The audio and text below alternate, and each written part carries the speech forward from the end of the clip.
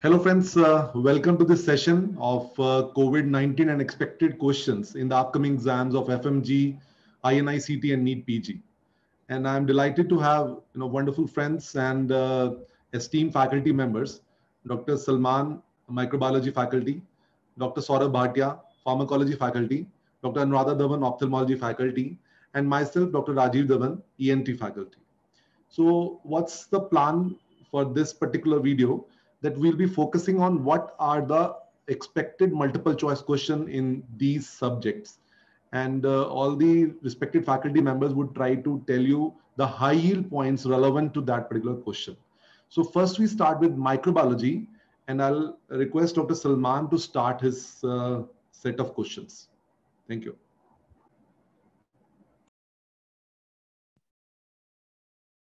Hello, doctors. Myself, Dr. Salman, and I'm the faculty of microbiology at NIST. So as you know, we are going to do some MCQs related to the topics like COVID and mucormycosis in this session. Okay, and these are going to be very helpful for the upcoming exams like INICT, NEETPG, as well as FMGE. Okay, so we'll just jump to certain basics first, and then we will start our MCQs. So as you all know, the coronaviruses, there is some kind of hierarchy and classification for that. But out of this, I would definitely ask you guys to remember the genus to which it belongs to, and it would be beta coronaviruses. Now, next thing, I'm sure you have looked at the structure so many times during this pandemic, but let's just throw some light and know what are the important things from this. So when you look at the structure of coronaviruses, please make sure you know there are certain proteins called as S, M, E, and N. You can remember them in a sequence like semen. And at the bottom corner, you can see the electron microscopic picture of that. Now, let's solve one MCQ here. What is the storage temperature of viral transport media if the sample needs to be stored for more than 3 days before the testing is done? That means if somebody has come to collect your sample for the RT-PCR, the samples are nothing but the oropharyngeal and the nasopharyngeal swabs. So at what temperature you're supposed to store them if you want to do the testing after 3 days? The correct answer to this, dear friends, it would be minus 80 degrees. Okay, now let's have a look at this. The transport media, I'm sure you have seen this. Okay, it's called as VTM or viral transport media. Now, if the testing is going to be done within the 3 days, the temperature is the regular temperature, that is 2 to 8 degrees. And if you want to do the testing much later, the temperatures are mentioned below, which is minus 80 or minus 70. Okay. Now, next thing, the direct testing for COVID is to detect some part of the organism itself.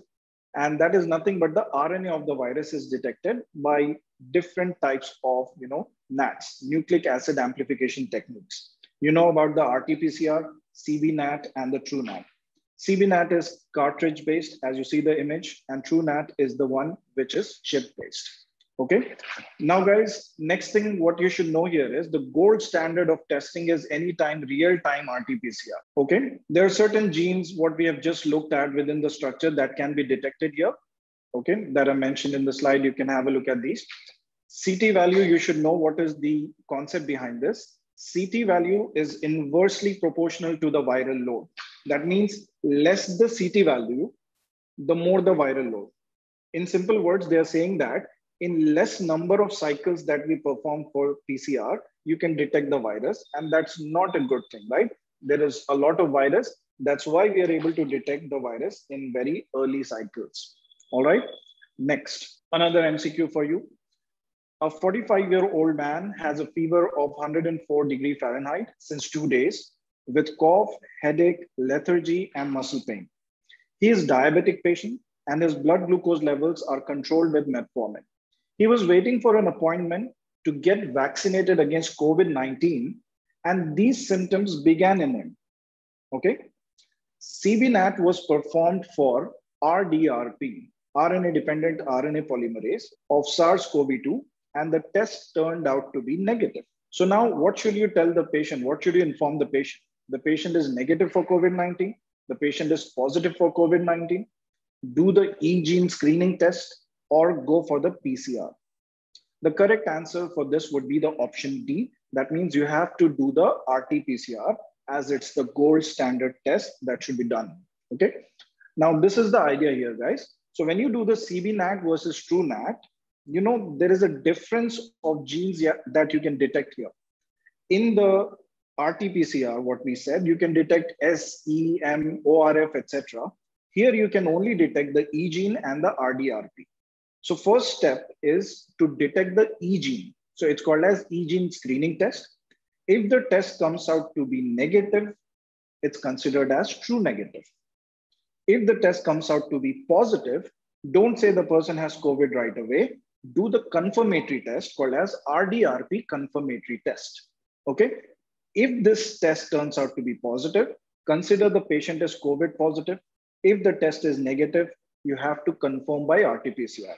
Have a look at the question. What did I tell you here? The person had RDRP test and that turned out to be negative. If the RDRP test is negative, doctors, what did we learn here? You have to confirm by RT-PCR. Okay. Next, keep an eye on this antigen testing. I'm sure you all know the concept behind this. I'm not going to go behind this. Okay. So these tests are based on a concept known as immunochromatographic tests. You know, these yield the results pretty quick.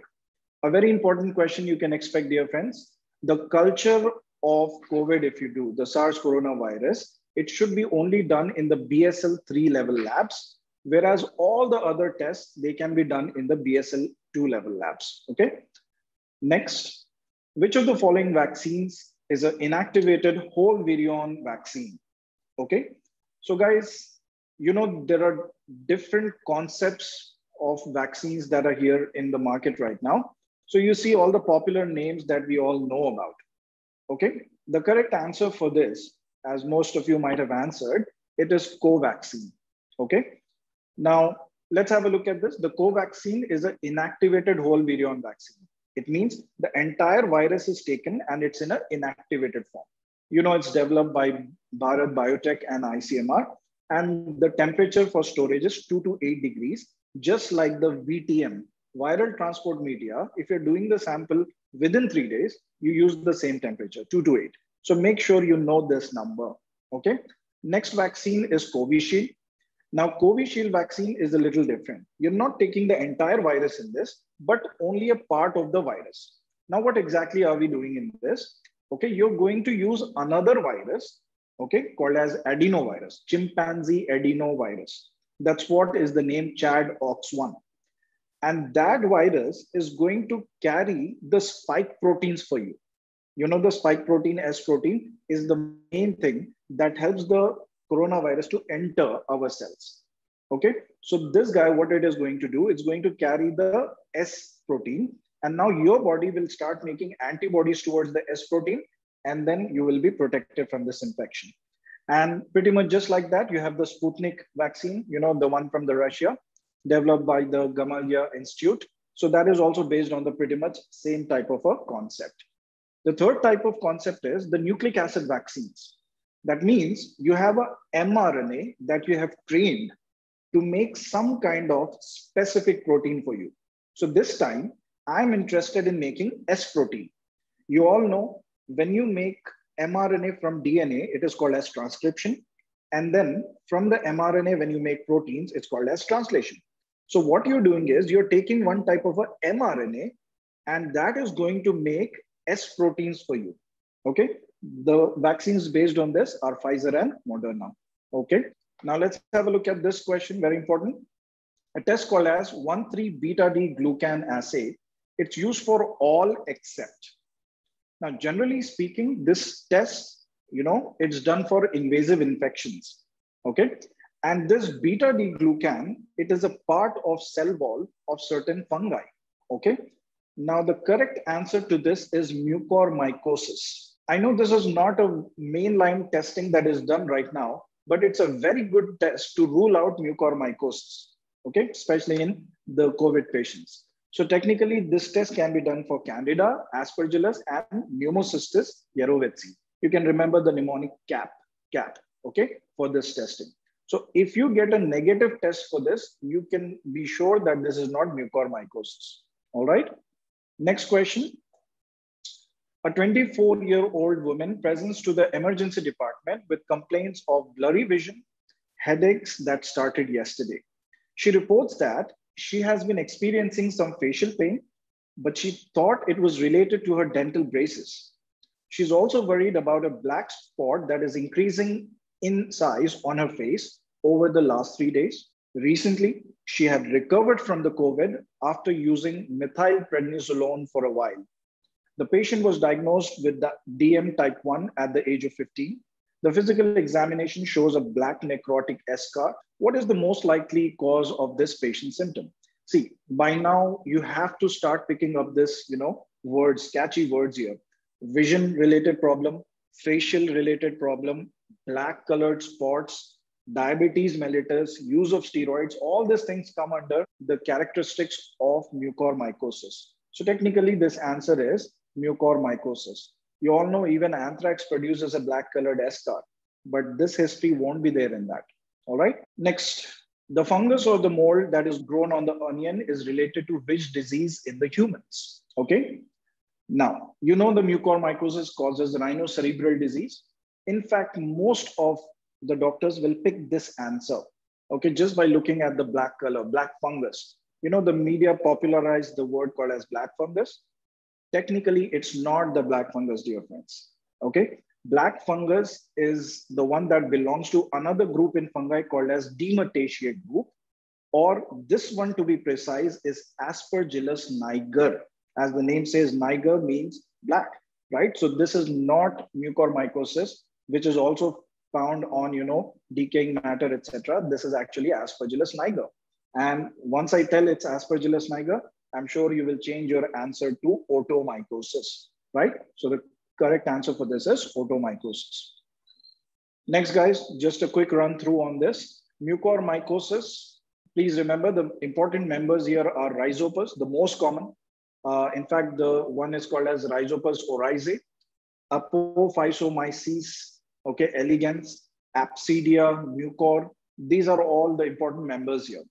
Please remember that the molds are filamentous fungi, which are very delicate, okay? So generally, when you find them in the environment, they exist as spores, which are resistant forms.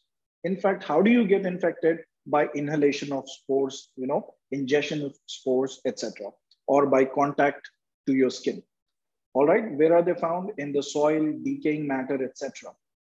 In fact, one more place, where there was this article, they said it's found in the cow dung as well. All right. Now, next thing, risk factors. You see all the risk factors right here. Please remember one important word. It's an angio-invasive infection. So because of this, it causes tissue necrosis, which eventually causes that black color. Okay. So important hints that can be given in your question is diabetes, use of steroids, iron chelators, burns, etc. Okay. Next, the diagnosis. How do you do the diagnosis for the mucor? Okay, you take a nasal swab. Once you take a sample from the patient, you're going to do something called as direct microscopy. So first you have to prepare a slide by adding 10% potassium hydroxide to that. If you're using that or another stain called as PAS or GMS or chalcofluor white, in all of them, you see a same appearance called as broad aseptate ribbon-like hyphae. Ribbon-like hyphae. So please remember this picture is very important for your exams. Now you are seeing two images. Now this guy on the left, guys, if you see they are comparatively slender and you see septae there. If you see septate hyphae with 45-degree branching, it is Aspergillus. So the picture on the left is Aspergillus. The picture on the right, where you see a stout, hyphae, which are aseptate, no hyphae are seen. Obtuse angle word they can use, or right angle, 90 degree, 120 degree, that kind of angles if you see, okay? That is nothing but this guy called as mucormycosis. Just another stains. This is the GMS, Gomori methamine silver. Please remember G for green. Green background when you see, it is the GMS stain. Left side is mucor, right side is Aspergillus. Same story, KOH mound if you see now, you should be able to identify. Right side is Aspergillus, left side is mucor. Okay, this is the chalcofluor white, okay, where the fungi may produce this fluorescence. Okay, that's what you are seeing here right now. Finally, guys, when you take that sample, do the direct microscopy, some of that sample is inoculated on SD, Sabrod's dextrosagar. Okay, and how is this guy going to look like on gross examination? Cotton-like growth, okay? Whitish or grayish cotton-like growth is seen for this. Whereas Rhizopus has a characteristic black and white growth that gives it something called as salt and pepper appearance. Now, I did the SDA culture. I will take some sample from there, and again, I will do the microscopy, and the stain used is LPCB, lactophenol cotton blue. This time, you're not only going to see the hyphae, but even the asexual spores called as sporangiospores would be seen. All right, please look at the picture. The one on the left, it's giving you that, cotton-like appearance, salt and pepper. Now you see two tubes here. The one on the left, which is more blackish, that's Rhizopus. Okay, the other ones are also mucors, but they're not Rhizopus. All right. The picture on the right, I'll just come back in 1 minute. The reason, why are we doing this microscopy in so much detail? Because in mucormycosis, there are many organisms. We just mentioned 3 to 4. There are many more. So we want to know, are these mucormycosis the ones which are common? And which are the common? Rhizopus, Absidia, mucor. Okay, so how do you identify them? Please look here. Okay, now first of all, dear friends, this point that you see here, it's called as a nodal point, okay? And then the structures below this, like roots, what you see are called as rhizoids. Rhizoids are present just below the nodal point in Rhizopus. And then these structures called as sporangiophore, which is looking like the bark of a tree, and the sporangium arises above that. The sporangium contains the spores of this organism called as sporangiospores. These are the asexual. The sexual spores of this are called as zygospores. They cannot be seen on this. Okay. Absidia, what is the difference? This is described as internodal, this rhizoids, and mucor doesn't have that. Now, if you look at that picture exactly, you will see the rhizoids here. Okay. You will see the rhizoids, sporangiophore and sporangiospores. So that's it from me, guys. Wish you all the best. Over to Dr. Saurabh, and he's going to continue with the pharmacology part. Thank you very much. Hello, students. Myself, Dr. Saurabh Bhatia, and I will be taking about important topics of pharmacology for you. So let's talk about question number 1. All of the following drugs, which are the anti-COVID drugs, are RNA polymerase inhibitors except. So answer to this question is baricitinib. So guys, you can look in this question that any medicine that is ending up with this word vir, that is VIR, virus. So these medicines are antiviral. But baricitinib is a medicine that is not an antiviral drug. Rather, baricitinib is JAK inhibitor. That is full form is Janus kinase inhibitor. So baricitinib has an anti-inflammatory medicine that is approved for the treatment of severe COVID infection. And this medicine will take care of cytokine storm as well as the hyperinflammatory reactions which is taking place in severe COVID disease. If we talk about the other medicines like Favipiravir, Molnupiravir, Remdesivir, all these medicines are antiviral drugs. And as Dr. Salman has already mentioned that COVID virus is an RNA virus, it's a single-stranded RNA virus. So these medicines are inhibitor of RNA polymerase enzyme. So RNA polymerase is the most important enzyme for the virus replication. And if we inhibit this RNA polymerase enzyme, that virus cannot multiply and therefore the infection can be controlled. Therefore, these medicines are advised to be started in initial phase of this viral infection. So it is always advisable to give medicine as soon as possible.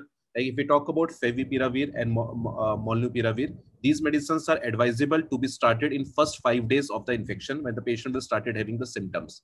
Remdesivir should be started within the first 10 days of the infection because after 10 days, virus multiplication is not that much, inflammatory reactions will start. So in late phase of this virus infection, there is a role of anti-inflammatory like steroids and baricitinib. But for initial phases, there is a role of antiviral drugs. Now, there is one medicine which is not ending up with this word vir, but still has an antiviral property. And this medicine is very important for your this year exam. And that medicine name is 2-deoxy glucose. And people must be knowing why this drug is important because it is discovered by Indian government, DRDO Indian government. So this is important for this year exams. So this medicine is not a main antiviral drug, but this medicine is always given as an adjunctive drug. So you have to give one antiviral, and along with this antiviral, you have to give this medicine, which is known as 2-deoxy glucose. Now, how this medicine will exactly act? Whenever you consume this medicine by oral route. So please remember, this medicine is available in the form of sachet powder. So we have to dissolve it in water, consume it by oral route. Now, once you consume this medicine, now this medicine preferably concentrate in the virus cell. And after concentrating in a virus will start taking up this medicine and start utilizing this glucose for energy. But the problem is in this medicine, the glucose structure is modified. And because of this modification of the structure, this glycolysis step get arrested, and therefore virus cannot generate energy for itself. And therefore virus growth will be arrested. So this medicine has an antiviral property, but medicine name is not ending up with this word vir. So please remember, this is the one drug against COVID, which is not ending up with vir, but still having this antiviral property. One of the important side effects of this medicine is QTc prolongation. So medicine can cause cardiac conduction problem, QT prolongation, and therefore, whenever we treat this treatment of COVID-19, there is role of some other medicines like azithromycin, hydroxychloroquine. So be careful, because these other medicines like macrolides and chloroquine can also result in QT prolongation. So this combination should be avoided. Now, one thing I would like to add on here, there is one drug we have discussed over here is Favipiravir. So Favipiravir is very commonly used in second wave of COVID. Now, please remember, this medicine can result in theophylline toxicity. Now, theophylline is one of the bronchodilator, which is very commonly prescribed in COVID infection because of the bronchospasm associated with that infection. So please be careful. Favipiravir should not be combined with theophylline. And one of the important side effects of Favipiravir is hyperuricemia. So many cases are coming up which are having this hyperuricemia, increased level of uric acid, as well as neuropsychiatric symptoms. Now, one more question. Which of the following is not the criteria to be met for using remdesivir in moderate to severe COVID-19 patients? So we know that remdesivir should be started in first 10 days of therapy, and this medicine is not given for mild COVID patients. Medicine is approved for moderate to severe COVID-19 infection. Now, there are some criteria which need to be met whenever we start remdesivir. It's not like that remdesivir can be given to anyone. Now, what are these criteria? You should know these criteria, because these are the practical things which they can ask in your upcoming examination, because these days they are putting more stress on these clinical questions. So please remember, whenever we have to start remdesivir, the criteria are: number one, the patient kidney and liver function should be normal. And how we assess this? Patient eGFR should be more than 30, and patient liver enzymes levels should be less than 5 times of their normal. Second, patient should not be a child. Patient age should be more than 12 years, should not be less than 12 years. Number three, patient should not be pregnant. So we must be knowing the special population. Whenever a new drug is discovered, then clinical trials are not done on special population like children, pregnant, and very old patients. So remdesivir is a new medicine which is recently approved for this virus, and therefore the clinical trials on children and pregnant females are not done. So patient should not be a child, patient should not be pregnant, and patient liver and kidney function should be normal. And the most important thing is patient should be hospitalized. So this medicine need not to be given to a patient who is there in the house. Right? So home-based treatment, remdesivir is not advisable. So patients should be admitted in hospital. Number two, patient should be on oxygen support. So the patient does not require oxygen, patient oxygen is not dipping, then remdesivir will not give them much benefit, will rather side effects will be more than the benefit. So patients should be requiring oxygen therapy. So in this question, they have asked which criteria is not required. So answer is patient not on oxygen support. So any patient who is not on oxygen support, remdesivir should not be given to that kind of patients. Number three, which of the following drug is not useful for the treatment of mucormycosis? Like Dr. Salman has already mentioned, one of the complications of COVID-19 is mucormycosis, mostly in those patients who are diabetic as well as immunocompromised. Now, which of the following drug is not useful for this mucormycosis? So out of these four, the answer is itraconazole. So please remember, there are three medicines. Number one, drug of choice is amphotericin B. I'm repeating, drug of choice, amphotericin B, especially the liposomal amphotericin B, which has minimal side effects. Number two, posaconazole we can give. Third is isavuconazole. Right? So isavuconazole, posaconazole, amphotericin B are three medicines which are given for the treatment of mucormycosis. You can remember these medicines with the mnemonic like PIA, right? Or you can make any mnemonic, whatever you want. But itraconazole is a drug is not useful for the treatment of mucormycosis. Now some special points about these drugs we discussed already. Drug of choice is amphotericin B. They can ask you what is the starting dose of amphotericin B for the treatment of mucormycosis. So the dose is 5 milligram per kg per day. And in some cases, when the condition is very severe, disease is very severe, we can increase the dose up till 10 milligram per kg per day. Now, how this amphotericin B acts against this fungus? This medicine will form pores in cell membrane of this fungus, and when the pores are formed, the macro and the micronutrients will start leaking out of that fungus cell, and that's why the fungal cell cannot survive, and this will lead to death of this fungus. Other important MCQs regarding isavuconazole. Isavuconazole is the only antifungal which is used in the form of prodrug. So after getting metabolized in liver, this medicine is converted to its active form. One more MCQ, this is the longest acting azole available in the market. So please remember, isavuconazole half-life is very long. It is more than 100 hours. Number two, this is the only antifungal which is given in prodrug form. Regarding posaconazole, please remember, whenever we give posaconazole along with fatty meal, absorption is better. Second MCQ, this medicine is mainly eliminated by a fecal route. This drug is not metabolized by liver, not mainly dependent on kidney. So liver and kidney are not the major organs which are involved in metabolism or elimination of this drug. Rather, this drug is eliminated as such via the fecal route through intestine. So please remember, drug is eliminated mainly by fecal route. Second, drug absorption is better when given with fatty meal. An important side effect of posaconazole and isavuconazole is QT prolongation. Again, I am repeating QT prolongation because most of the drugs which we are using against COVID-19, they can lead to this QT prolongation. So you have to be careful about this. Next question. All can be seen as manifestation of amphotericin B induced nephrotoxicity except.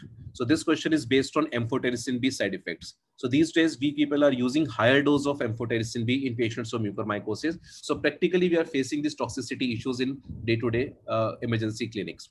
Now, which manifestation is not seen with amphotericin B toxicity? So 4 options: hypokalemia, metabolic alkalosis, oliguria, and polyuria. So answer is metabolic alkalosis. So please remember, metabolic alkalosis is not seen in case of amphotericin B toxicity. Rather, it is metabolic acidosis, right?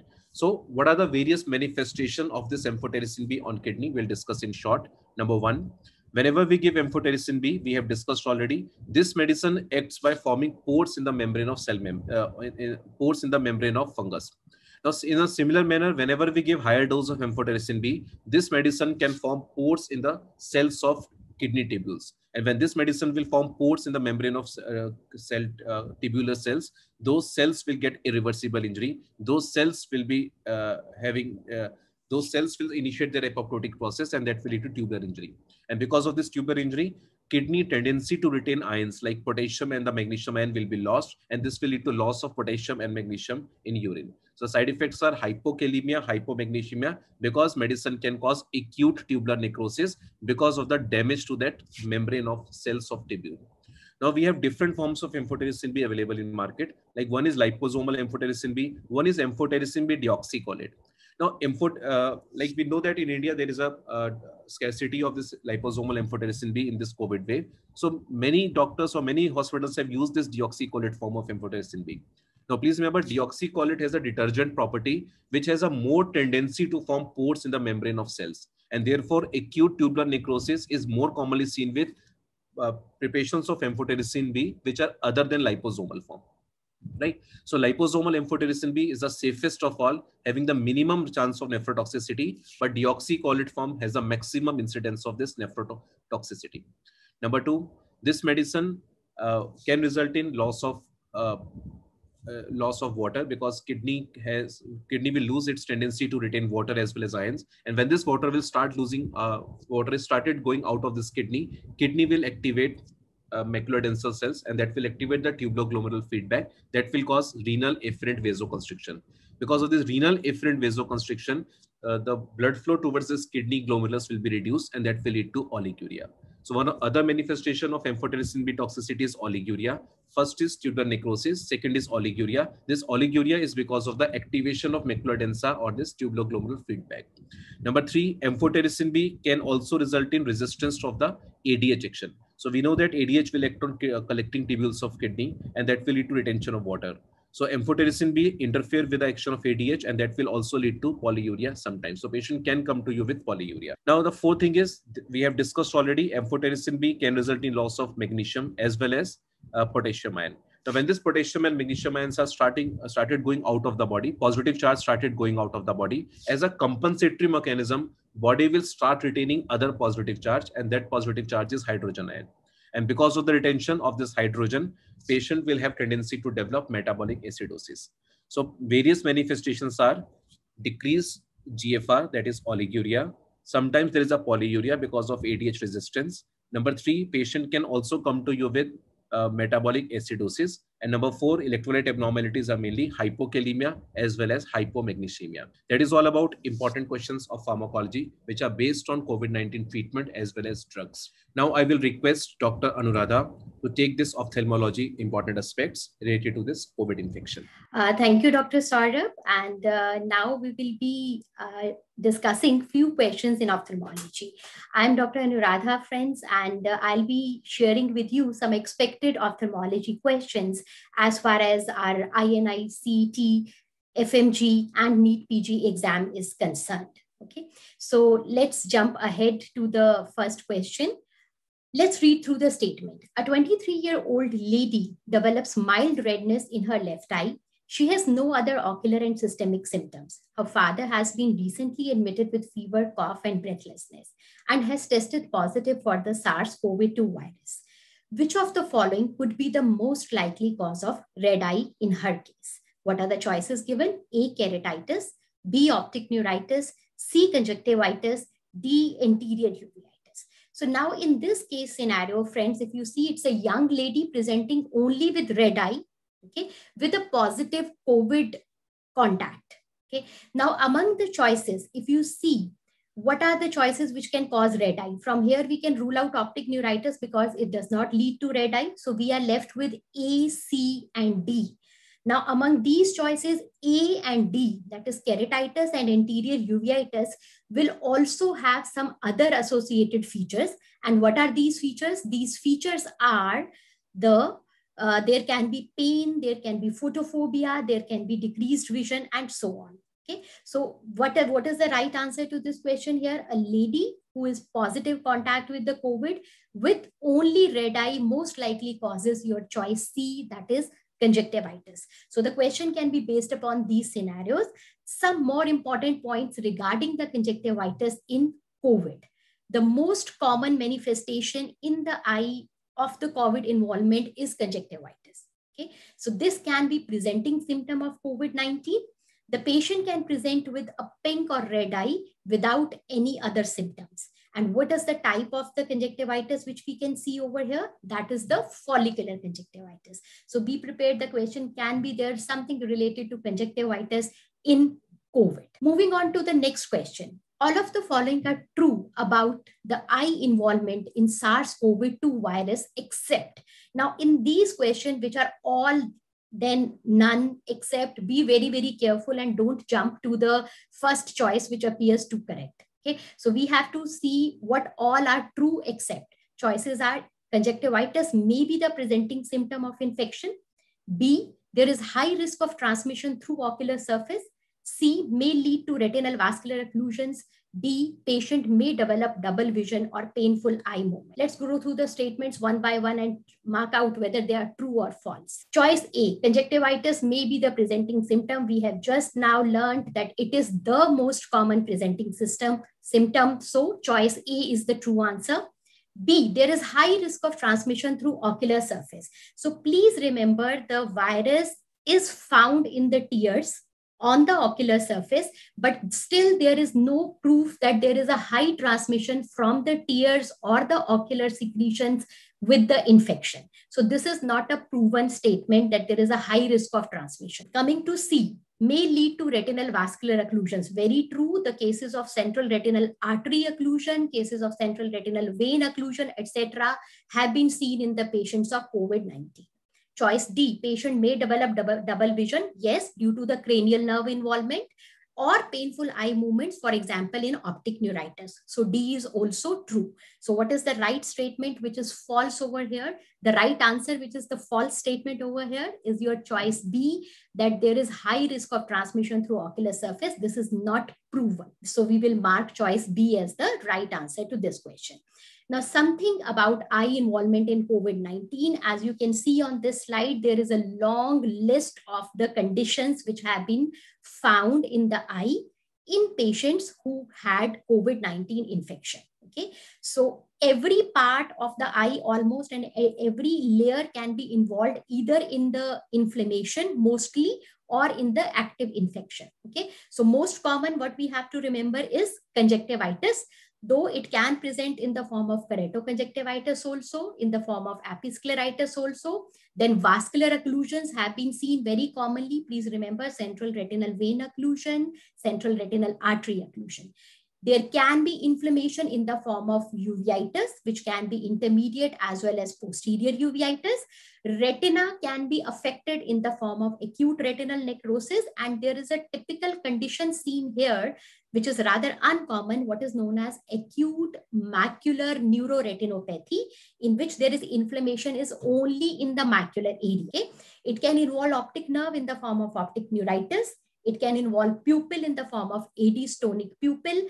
Cranial nerve palsies, they have been seen. Most commonly involved nerve is your sixth nerve, and patient can present with diplopia due to the sixth nerve palsy. Another point to be remembered, in certain patients, the Miller-Fisher syndrome has been seen. What is this Miller-Fisher syndrome?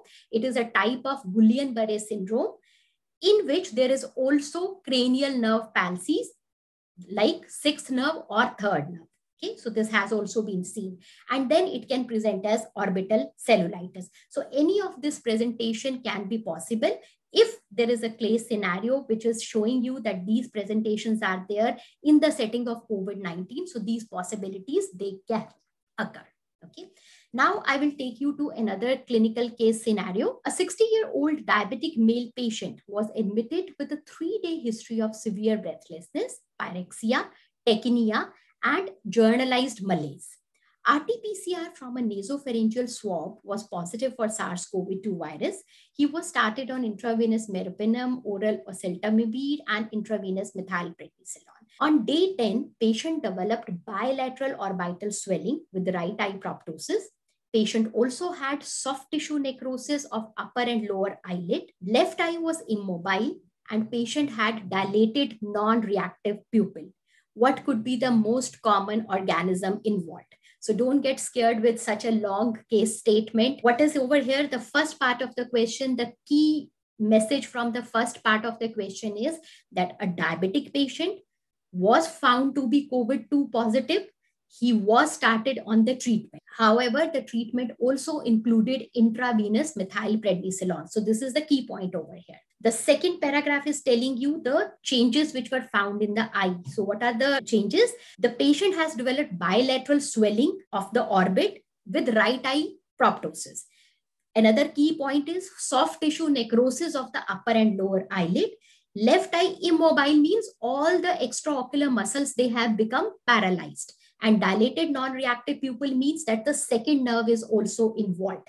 So this picture of orbital cellulitis-like picture with soft tissue necrosis in the setting of COVID-19 diabetic patient on intravenous methylprednisolone is highly suggestive of one very important infection which has been discussed by Dr. Salman and Dr. Saurabh. So what could be the most common organism involved here? Let's go through the choices.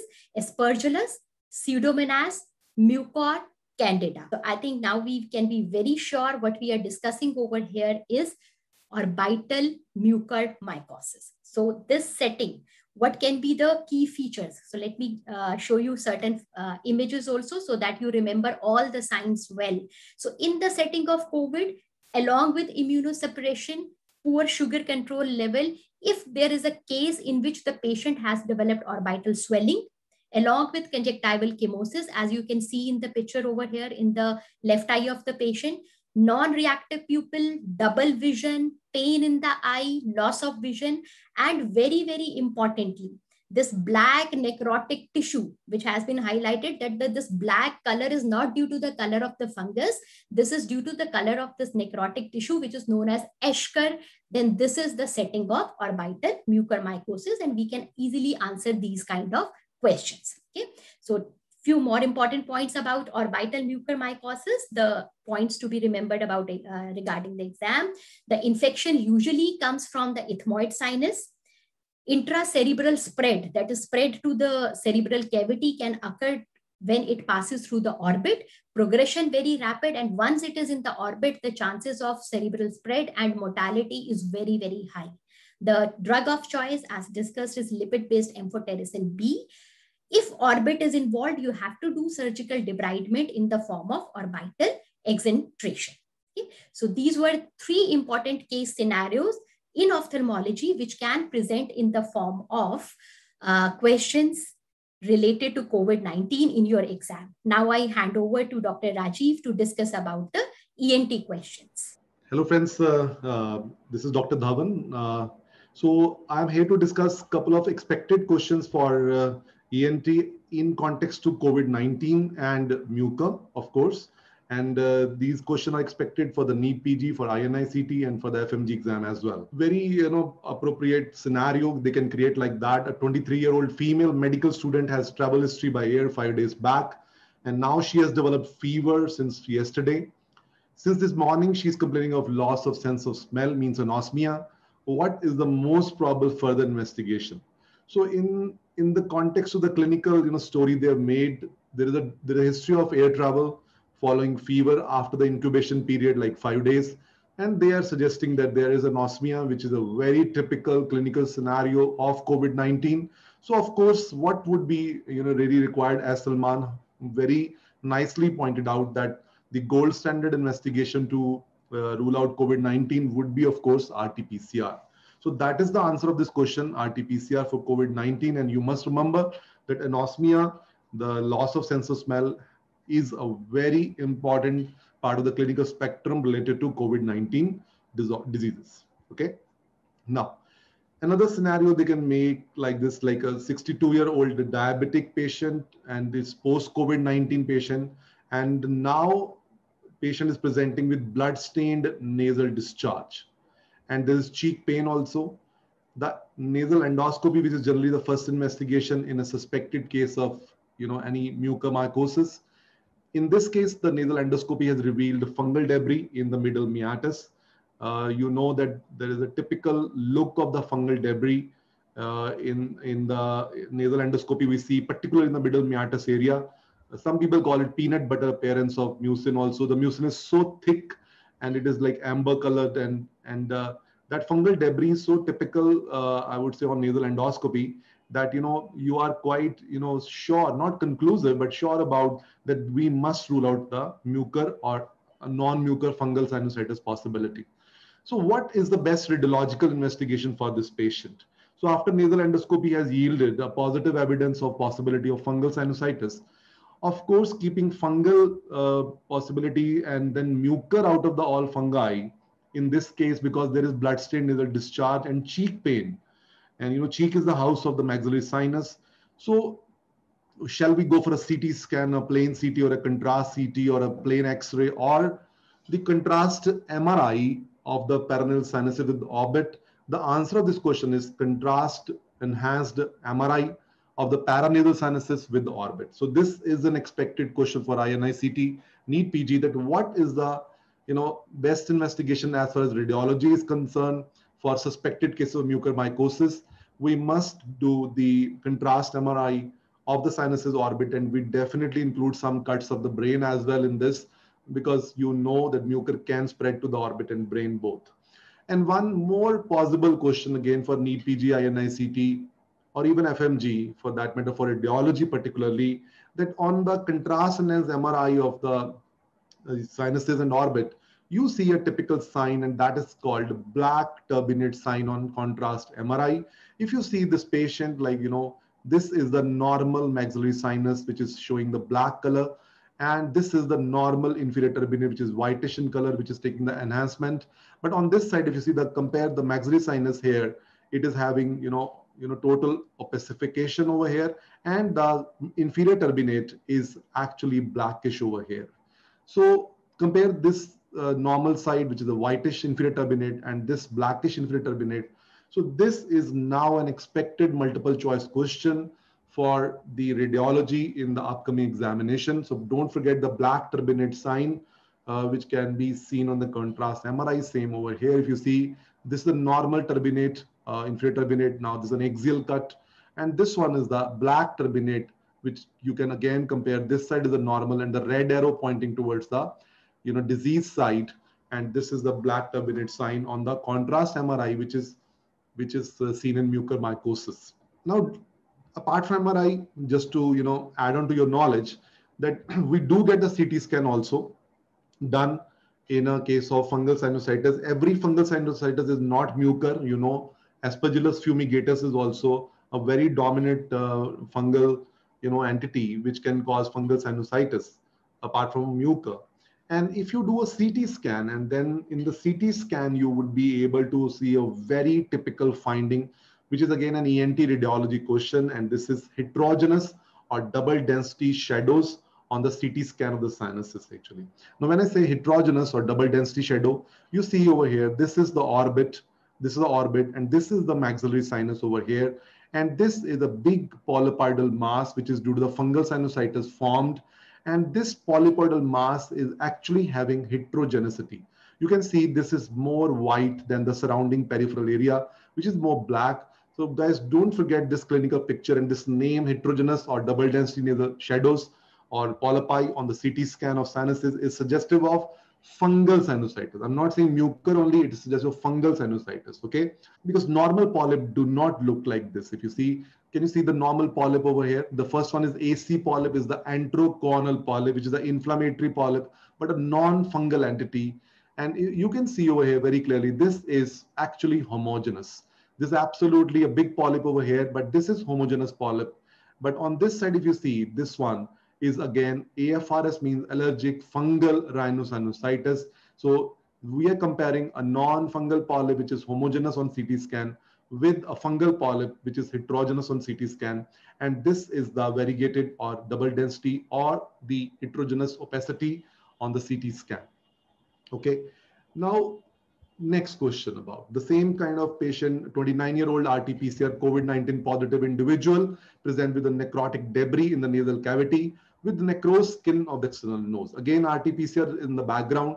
And now patient has got a necrotic debris in the nasal cavity with necrosed skin of the external nose, and KOH smear, as Dr. Salman pointed out, that it shows evidence of mucor, and Salman showed that beautiful description of how does the mucor look like and what is the best treatment of this patient. Now, this is a typical case of mucormycosis for sure, because KOH has already proved it, and clinical profile also supports that. So in the first look, you will mark amphotericin B as the treatment, but let me inform you, amphotericin B, the liposomal one, is not the only treatment. You have to do the surgical debridement also. So the answer is not A in this question, the answer is D. Please do not mark A, amphotericin B, along with debridement. The surgical debridement is the right kind of treatment plan for the patient of mucormycosis. Now, why debridement? It's a black fungus, black being necrotic. Why, the mucormycosis can be seen in a background of young diabetic patient, HIV positive patient, COVID-19 patient on steroids. That's a very possible clinical scenario. But why there is a blackish thing over here? Because this mucor is an angio-invasive fungus, and that angio-invasion leads to ischemic necrosis. And ischemic necrosis means the color of the tissue will turn black, and that necrotic dead tissue needs to be removed. That's why we do debridement first, and then we give the liposomal amphotericin B. Okay, that is the treatment plan of the mucormycosis patient, and that's all from my side. And I'll thank each one of my friends, Dr. Saurabh Bhatia, Dr. Anuradha Dhawan, Dr. Salman, for a wonderful presentation. It was a very humble, I would say, attempt on our part to help our undergraduate students to really be aware about what are the possible clinical scenario-based questions in the domain of microbiology and pharmacology and ophthalmology and ENT. As we are very much well aware that integration is the trend right now. Integration, that's how this session was planned. And I thank you, Dr. Salman. I thank you, Dr. Saurabh, and I thank Dr. Anuradha also